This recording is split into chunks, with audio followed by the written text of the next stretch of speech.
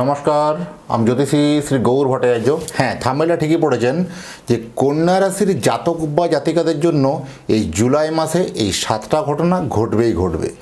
কী কী 7টা ঘটনা জানতে হলে ভিডিও শেষ পর্যন্ত মনোযোগ সহকারে শুনতে হবে। আর এই কন্যা রাশির জাতক বা জাতিকাদের জন্য এটা অত্যন্ত একটা গুরুত্বপূর্ণ ভিডিও হতে চলেছে, মনোযোগ সহকারে কিন্তু দেখতে থাকুন। আর আপনি কোথা থেকে ভিডিওটা দেখছেন বা শুনছেন আপনার লোকেশনের নামটা একটু লিখে দিয়ে যাবেন, তাহলে আপনি বুঝতে পারবো কোথায় কোথায় ভিডিওটা পৌঁছাচ্ছে। আর যদি আপনি ফেসবুক থেকে দেখছেন, পেজটা অবশ্যই ফলো করুন এবং একটু শেয়ার করে আরও একটা কন্যা রাশি জাতক বা জাতিকাদের জন্য উপকার করে দিন। তো এক্ষেত্রে যারা ইউটিউব থেকে দেখছেন, যার চ্যানেলটাকে অবশ্যই সাবস্ক্রাইব করবেন। আর যারা এই মুহূর্তে এখন আমার চ্যানেলে এলেন, প্রত্যেককে অসংখ্য অসংখ্য ধন্যবাদ জানাই। আর আমি জ্যোতিষী শ্রী গৌর ভট্টাচার্য। আমার চেম্বার হলো সারা ভারতবর্ষে একটাই চেম্বার। প্রত্যেক দিন আমি একই জায়গায় বসি, প্রতাপবাগান 6 নম্বর সরণি, বাঁকুড়া। অন্যান্যদের মতো বিভিন্ন পাড়ায় পাড়ায় চেম্বার, বিভিন্ন হোটেলে চেম্বার, বিভিন্ন শহরে চেম্বার আমার নেই। প্রতিদিন আমি একই জায়গায় বসি। আমি এটাই বিশ্বাস করি যে সঠিক বিচার বা সঠিক প্রতিকার করতে পারলে 10টা 20টা চেম্বার করার কোনো প্রয়োজন নেই। এক জায়গায় বসলে সমস্ত জায়গার মানুষ আসতে পারবে। সেই বিশ্বাস বা সেই সরলতা বিশ্বাস নিয়ে দীর্ঘ 2010 সাল থেকে একই প্রফেশনে যুক্ত আছি। আমার সম্বন্ধে আরও জানতে হলে গুগলে গিয়ে সার্চ করে লিখুন অ্যাস্ট্রোলজার গৌর ভট্টাচার্য। সেখানে আমার সমস্ত তথ্য দেখতে পাবেন বা জানতে পারবেন।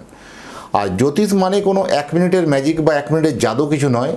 আপনি যে সময় জন্মগ্রহণ করেছেন সেই সময়কার আকাশের গ্রহ নক্ষত্রের স্থিতি দেখে বলে দেওয়া সম্ভব যে আপনার আগামী দিনের রুট ম্যাপ কোন দিকে হওয়া উচিত বা কোন পথে চলা উচিত। আমার কাছে দেখাতে হলে একটা কথা বিশেষ করে প্রত্যেকটা ভিডিও দেখবেন বলি আমি, যে নিজে বিশেষ করে জানা উচিত যে আপনার যে সমস্যার কথাগুলো বা আপনার প্রবলেম যে চলছে, সেই প্রবলেমের কথাগুলো আগে নিজে থেকে বলবেন না। আমি বলবো, আমি পথ দেখাবো। আমি প্রথম বলবো আমরা অতীত জীবনের কথা আগে বলবো, বর্তমান জীবনের কথা তারপরে বলবো, তারপরে ভবিষ্যৎবাণী। যদি যারা অনেক দূরে থাকেন, যাদের পক্ষে চেম্বারে আসা সম্ভব নয়, চেম্বারে আসতে পারছেন না, তারা অনলাইন কনসালটেশন নিতে পারেন। অনলাইনে কথা বলার জন্য কী করতে হবে? আপনার নাম, জন্ম তারিখ, জন্ম সময়, জন্মস্থান, এই তথ্যগুলো পাঠিয়ে দিন। জন্ম তারিখ বা জন্ম সময় কোনোভাবে সঠিক জানা না থাকে, দুটো হাতের ছবি তুলে পাঠান। হস্তরেখার বিচার করে আপনাকে প্রেডিকশন করতে পারবো বা বলতে পারবো। তো প্রথমে বলি কন্যা রাশির জাতক বা জাতিকাদের জন্য গ্রহগত পজিশনটা একটু বলে নিই। রাশির একাদশে বৃহস্পতি আগমন যথেষ্ট ভালো। রাশির দশমে রবি, নবমে মঙ্গল, ষষ্ঠে রাহু এবং সপ্তমে শনি। এই গ্রহগত একটা স্ট্রাকচার পরিবর্তন। এই গ্রহগত পজিশনে আপনার জীবনে কী এমন ইম্প্যাক্ট ফেলবে বা কী এমন একটা প্রভাব ছাপ ফেলবে। শরীর স্বাস্থ্য, হেলথ, যাদের আগের থেকে ডিস্টার্ব চলছিল, বিভিন্ন রকম কমপ্লিকেশান, কিছু গুপ্ত রোগ বা কিছু এরকম যাদের কমপ্লিকেশান চলছিল, সমস্যাগুলো সেগুলো একটু বাড়তে পারে। বাকি ওভারঅল যথেষ্ট ভালো বলবো। বা যাদের অর্থনৈতিক জায়গাতে বেশ টানাপোড়ান চলছিল, আর্থিক জায়গাটাতে বেশ একটা শ্রীবৃদ্ধি হচ্ছিল না, অর্থনৈতিক যত্র আয় তত্র ব্যয়, সঞ্চয় ভাগ্যটা ভালো হচ্ছিল না, অনেক দিন থেকে আর্থিক জায়গাটার অনটনের মধ্যে ভুগছেন, এবার যথেষ্ট আর্থিক দিকটা কিন্তু মুখ তুলতে শুরু করবে। আর্থিক দিকটা যথেষ্ট উন্নতি প্রোগ্রেস হবে। আপনার এখানে বিভিন্ন ক্ষেত্রে আর্থিক ইনকাম করার জায়গাগুলো, সোর্স অফ ইনকাম আপনার আরও কিন্তু বাড়বে। চাকরি ক্ষেত্রে নতুন খবর বলবো। যারা নতুন চাকরি প্রার্থী চেষ্টা করছেন তাদের জন্য যথেষ্ট ভালো খবর বলবো। পুরানোদের জন্য একটু হতাশা বা ডিপ্রেশন বাড়তে পারে বিভিন্ন কমপ্লিকেশনের জন্য। যারা অলরেডি অনেক পুরাতন চাকরি করছেন, এখানে যারা বিশেষ করে সেলসের যারা চাকরি করেন, যারা বেসরকারি ক্ষেত্রে বিভিন্ন সেলসে চাকরি, তাদের জন্য এইবারে কিন্তু টার্গেট ফিল আপ হবেই। কারণ টার্গেট নিয়ে একটা আপনাদের মধ্যে বারবার সন্দিহান হয়েছিল।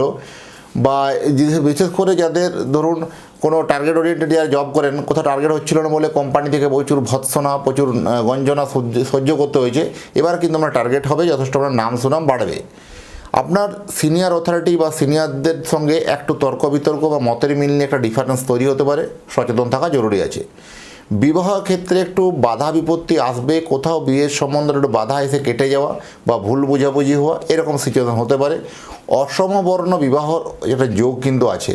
অনেক সময় দেখবেন ছেলেটি ছোট, মেয়েটি বড়, বা অনেক সময় দেখবেন একটা জাতিগতভাবে একটা ডিফারেন্স আছে। এরকম ধরনের কোনো একটা কিছু কাস্ট প্রবলেম নিয়ে একটা অসমবর্ণ সম্বন্ধ বা এরকম কিছু একটা সিচুয়েশন আসতে পারে।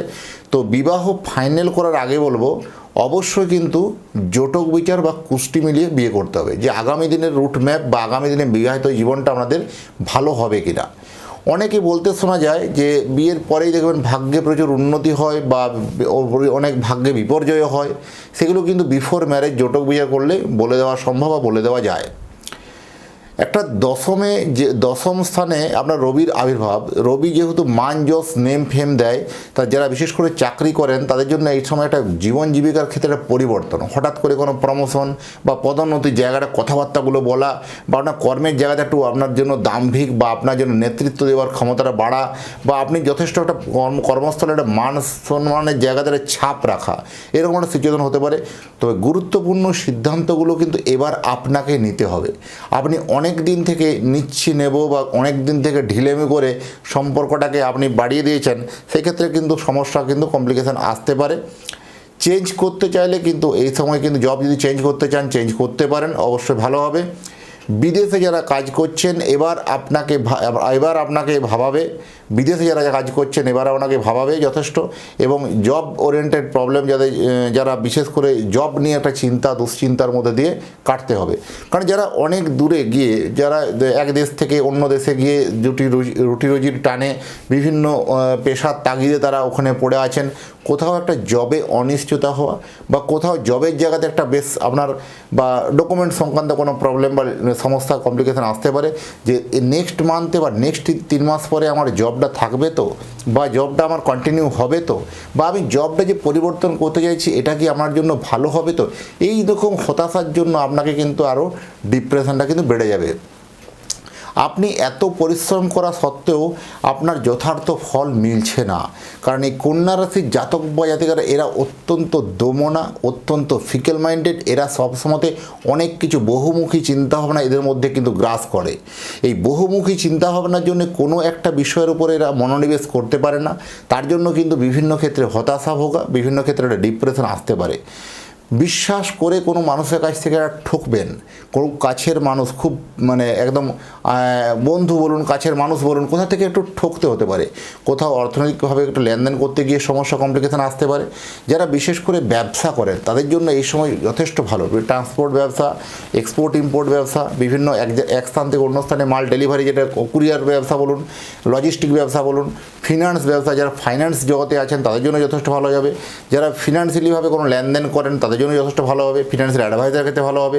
যারা বিভিন্ন টক শো, বিভিন্ন রকম আপনার কনসালটেন্সি, বিভিন্ন রকম আপনার কন্ট্রাক্টর, বিভিন্ন রকম আপনার সিভিল কন্ট্রাক্টর, এইসব প্রফেশনগুলো যথেষ্ট কিন্তু ভালো হবে।